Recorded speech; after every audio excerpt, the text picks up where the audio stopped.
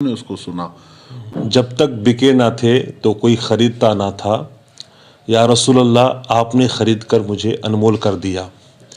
یوں تو یہ شعر کافی مشہور و معروف ہے، لیکن اس شعر کے مصداق حضرت مفتی سلمان اظہری صاحب کما حق ہو ہیں، کیونکہ حضرت کی ذات اس وقت عالمی سطح پر اتنی مقبول ہے، اتنی مشہور ہے کہ بچے سے لے کر کے عمر رسیدہ تک سلمان اظہری کے نام سے واقف ہیں۔ وہ صرف اس لیے کہ انہوں نے اپنے آپ کو، اپنے وجود کو تحفظ ناموں سے رسالت کے نام پر فنا کر دیا۔ آپ سبھی کا خیر مقدم ہے، میں احسان اعظم مصباحی۔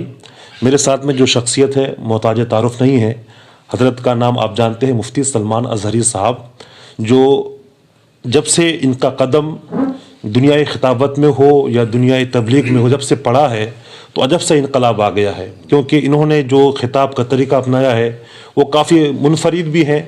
ان کے خطاب میں آپ سنجیدگی کا ماحول دیکھیں گے، چلاہٹ کا ماحول نہیں دیکھیں گے۔ وہ سلجھے ہوئے الفاظ جو ہر کس و ناقص کے فہم و فراست میں بیٹھ جائے، ایسے الفاظ کا انتخاب بھی کرتے ہیں۔ تو حضرت آپ کا بہت بہت خیر مقدم ہے ہمارے چینل نیوز اسٹوڈیو اردو میں۔ السلام علیکم ورحمۃ اللہ وبرکاتہ۔ حضرت سے اس تو پہلی بار میں حضرت سے مل رہا ہوں بذریعے نیوز اسٹوڈیو اردو، تو بہت سارے سوالات ہیں، لیکن میں حضرت سے یہی کہوں گا کہ اس وقت مسلمانوں میں جو انتشاری کیفیت ہے، وہ چاہے پولیٹیکل ہو، سیاسی اعتبار سے ہو، مذہبی اعتبار سے ہو، رنگ و نسل کے اعتبار سے ہو، تو کون سا ایسا مرکزی محور ہے جہاں جا کر کے لوگ متحد ہو سکتے ہیں، اور اس کے طریقے کیا ہو سکتے ہیں کہ لوگ وہاں جا کر متحد ہو جائیں؟ الحمد للہ وکفا وسلام علی حبیبہ المصطفیٰ، اما بعد۔ میں مشکور و ممنون ہوں آپ کا کہ آپ نے جو زحمت اٹھائی ہے اور جو کچھ بھی میرے متعلق حسن ظن رکھا ہے، اللہ تعالیٰ مجھے اس کے مطابق بنائے۔ پہلی بات تو یہ ہے کہ انتشار اور اختلاف کی جو باتیں آپ کر رہے ہیں امت میں، یہ برسوں سے رہا ہے، اور اس امت کو ان تمام چیزوں سے جوجھنا پڑا ہے۔ لیکن پچھلے زمانے میں ایسا ہوا کرتا تھا کہ اختلافات ہوتے تھے، لیکن اس کو ذاتیات پر نہیں لایا جاتا تھا۔ مسائل میں اختلاف ہونا اور ہے، فروعیات میں اختلاف ہونا اور ہے، لیکن ذاتیات میں اختلاف ہونا یہ مذموم ہے۔ آج مین بات یہی ہے کہ مشرق و مغرب، شمال و جنوب میں جتنے بھی مسلمان بستے ہیں، ہماری خاصیت صرف ایک ہی ہے کہ میں چیلنج کے ساتھ کہتا ہوں، دنیا کے جتنے بھی مذاہب ہیں، جو بھی دھرم ہیں، ان کے بانی اور فاؤنڈر کا پتہ ہی نہیں چلتا، یعنی اختلاف ہے ان کے اس میں۔ وہ سمجھ میں نہیں آتا ان کو کہ ہمارا دھرم یا ہمارا دین فلاں شخصیت سے جوڑیں کہ فلاں سے جوڑیں، ان کے ہاں الگ الگ معاملات ہیں۔ صرف یہ اسلام کی خصوصیت ہے کہ محمد الرسول اللہ صلی اللہ علیہ وسلم کی ذات پر سب جا کر جمع ہوں گے، اس لیے کہ ہمارے امت میں جتنے بھی فرقے ہوں، حضور پاک کی ذات پر جا کر سب کو جمع ہونا ہی ہے، سوائے قادیانیوں کے کہ وہ تو ختم نبوت کے منکر ہیں۔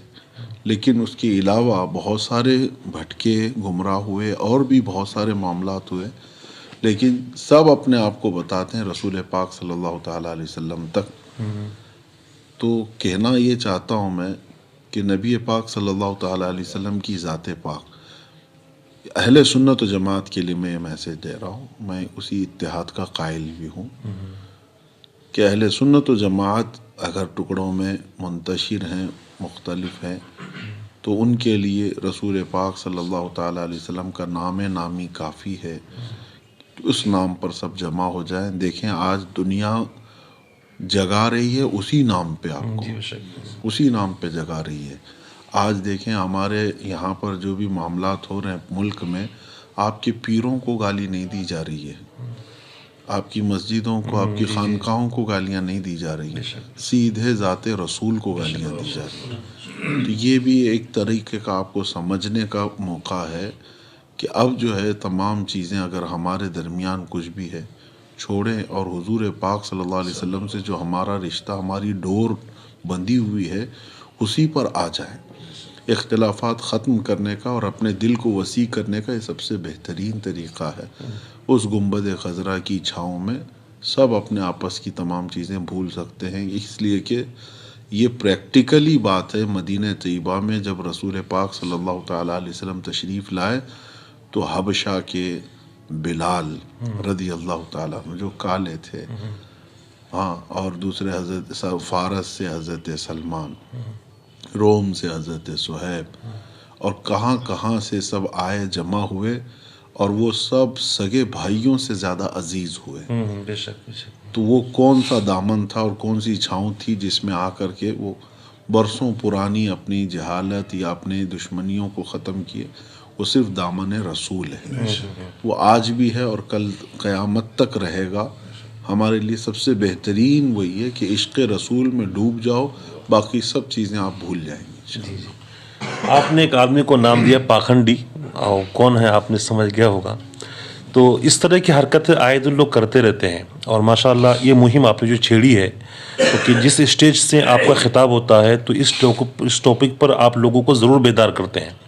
یہ تو عوامی سطح پر بیداری ہوئی، اور کچھ اقدامات ہوتے ہیں انتظامی سطح پر، جیسے کہ پولیٹیکل لیڈران ہیں، ایڈمنسٹریشن ہے، یا پھر جو قانونی راستے کی طرف جو راستہ ہموار کرے، وہ ساری چیزیں ہیں. اس طرف آپ کی اب تک کتنی پیش قدمیاں ہوئی ہیں؟ دیکھیے، بہت اچھی چیز آپ پوچھ رہے ہیں کہ صرف پروٹیسٹ کرنا یا عوامی بیداری لانا یہی سب کام نہیں ہے. لا کے میدان میں قانونی اعتبار سے اس پر بھی ہماری کوششیں جاری ہیں. آپ کو پتہ ہوگا کافی پہلے ہی، سال بھر گزر چکے، میں سپریم کورٹ کے لائر سے ملا تھا، اور ہم نے ایک پرستاؤ ان کے سامنے رکھا بھی کہ ایک ایسا بل بنایا جائے جو رسول پاک صلی اللہ تعالیٰ علیہ وسلم کی جو بھی توہین کرے اس کی سزا مقرر کی جائے. آلریڈی جو ہے انڈیا میں کچھ قانون بنے ہوئے ہیں، 153 یا غالباً 295 یا ایسے اس آرٹیکلز ہیں جس میں کسی کو بھی اکسانا یا کسی کے خلاف بولنا دھارمک اعتبار سے، لیکن وہ آرٹیکلز اتنے ہلکے بنا دیے گئے ہیں کہ اس کے تحت کیس تو درج ہوتا ہے، لیکن آن دا اسپاٹ لوگ جو ہے نا بیل لے کے چلے جاتے ہیں، یا زیادہ سے زیادہ تھوڑے دن کے بعد جب معاملہ ٹھنڈا ہو جائے تو آسانی سے بیل ہوتی ہے. ہماری مانگ یہ تھی کہ کسی بھی دھرم کے مقدس، چاہے یہاں پر مسلمانوں کے نہیں، سارے لوگوں کے لیے، کہ ہمیں تو قرآن نے یہی کہا ہے وَلَا تَسُبُّوا الَّذِينَ يَدْعُونَ مِن دُونِ اللَّهِ فَيَسُبُّوا اللَّهَ عَدْوًا بِغَيْرِ عِلْمٍ. اللہ تعالیٰ کا حکم ہے قرآن پاک میں کہ جو دوسرے لوگ ہیں ان کو گالیاں مت دو، ورنہ وہ پلٹ کر کے تمہیں اللہ کو گالیاں دیں گے. ہمارے ہاں تو گالی کا مذہب ہے نہیں. ہاں، لیکن اب آپ جو یہ کہہ رہے ہیں کہ اگر میرا لہجہ سخت ہوتا ہے یا کسی کو ٹارگٹ کر کے میں بولتا ہوں تو یہ اسی وقت جب وہ کتے بھونکتے ہیں تو ہماری ذمہ داری ہے کہ ہم دفاع کریں گے، ہم ڈیفینس کریں گے. ہم نے تمہارے ماں باپ پہ حملہ تو نہیں کیا اور نہ ہی تمہارے مقدسات پہ کیا. ہاں، وہ فیلڈ چنتے تو وہ ایک الگ فیلڈ تھی. ہم تو ڈیفینس کے لیول پر آج بات کر رہے ہیں. رہی بات یہ جو ہے، ہم نے یہی مطالبہ کیا ہے کہ اس قانون میں اتنی سختی ہو کہ سزا ہو، 10 سال کی سزا ہو جو بھی کرے، جو بھی ان مقدسات کے ساتھ چھیڑ چھاڑ کرے. تو اس سلسلے میں الحمدللہ پیش قدمی بھی ہوتی رہی، وکلا سے بات بھی ہوتی رہی، اور بھی کئی تنظیمیں اس میدان میں کام کر رہی ہیں. اللہ ان کو کامیابی عطا فرمائے. آخر میں، چونکہ آپ بہت مصروف ہیں، آخری سوال پوچھوں گا حضرت. اس وقت مسلمانوں کے پاس میرے خیال سے پیسے ہیں، بہت ساری خانقاہیں ہیں، بہت سارے لوگ ایسے بھی ہیں، لیکن ان کے پاس اپنی آواز کو دور تک پہنچانے کے لیے کوئی ایسا ذریعہ نہیں ہے. مثال کے طور پر میڈیا، اپنا کوئی پرنٹ ہاؤس یا ایسی کوئی چیزیں. تو اس طرف لوگ کیسے پیش قدمی کریں؟ کیا وجوہات ہیں کہ لوگ اس طرح پیش قدمی نہیں کرتے ہیں؟ اور کیا وہ چیزیں ہیں جس کے ذریعے جس کو اپنائیں گے ہم تو یہ تمام چیزیں ممکن ہو سکتی ہے؟ جی، میں دیکھیے، یہ احساس کمتری والا سوال ہے.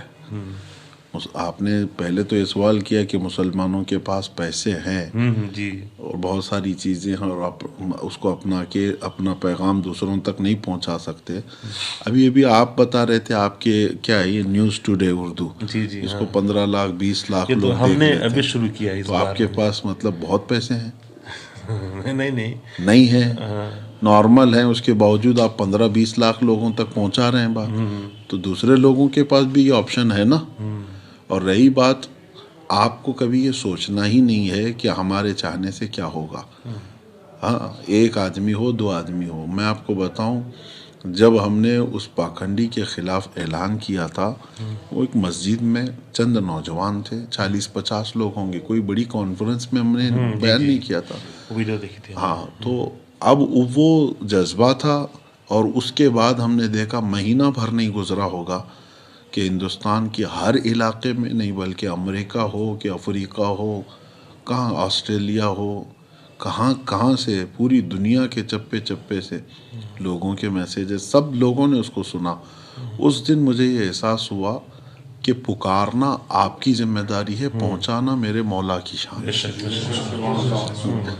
آپ اپنے صدق دل سے, سچے جذبے سے آپ آواز اٹھائیے, پہنچے گی چیز. اور آج ذرائع بہت ہیں, اب پرنٹ میڈیا اور الیکٹرانک میڈیا کی بات کر رہے ہیں آپ, وہ لے کر کے بھی کیا کریں گے آپ. آپ کے لیے کشادہ فیلڈ موجود ہے آج, سوشل میڈیا.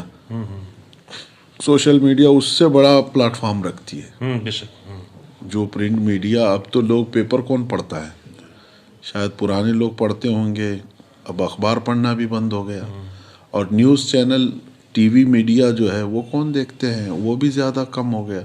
سارے لوگ آج سوشل میڈیا کو دیکھ رہے ہیں. تو وہ پلیٹ فارم تو آپ کے پاس فری میں ہے, اس کے لیے پیسوں کی کیا ضرورت ہے. فری میں میدان موجود ہے, آپ اس کو استعمال کر کے اپنی باتیں قوم تک پہنچائیں. پلس تو اور بھی معاملات ہیں آپ کے پاس ذہن سازی کرنے کے. علماء کرام جو ہے اپنے پیغامات اس کے ذریعے سے پہنچائیں, خالص یہی نیت. پھر دیکھیں اللہ تبارک و تعالیٰ کی طرف سے مدد بھی ہوگی انشاءاللہ. چلیے, بہت بہت شکریہ.